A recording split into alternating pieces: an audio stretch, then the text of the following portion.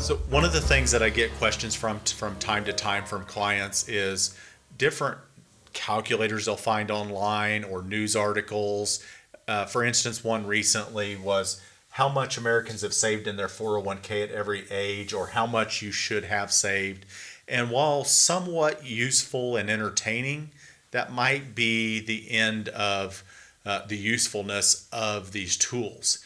These tools say, for instance, by a certain age, you should have this much in your 401k. By this age, you should have so much in your 401k. And the problem there's several problems that I see with those kind of tools or pitfalls. First of all, I always tell people is who wants to be average? Who wants to compare yourself to the average of what someone else is saving? Second is those type of articles or calculators do nothing to take into account your situation, your lifestyle, your spending, etc. They may say that a person 40 years old should have $500,000 saved in their 401k. That might not be applicable to the person who has their mortgage paid off or doesn't want to travel and spend $20,000 a year. So everybody's situation is different. So just putting out a number across the board of what people need to have saved may not be accurate at all, because it's not taking into consideration your lifestyle, what you expect to do in retirement. It doesn't take into account other investments.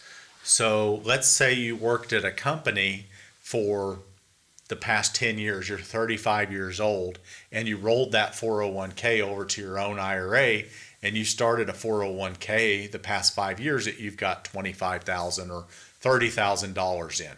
Well, if they say you need $50,000 or $100,000 saved in a 401k, between the two you probably do, but they're just looking in those balances of what someone saved in a 401k. You may have changed jobs and you don't have that much in a 401k. It doesn't mean that you haven't saved that much. Something to keep into consideration. And the other problem is, one of the biggest problems we come up with these calculators or these articles is it's one-dimensional. It's not holistic. So in other words, it's just counting 401k. You may have regular accounts, investment accounts, you may have savings accounts, or any other number of assets like real estate, rental properties, all of those things. It's not taking into consideration your whole financial picture. So in summary, I always like to encourage clients that while those calculators might have some benefit, might be entertaining, hopefully at least somewhat helpful, they're not taking into account their whole situation.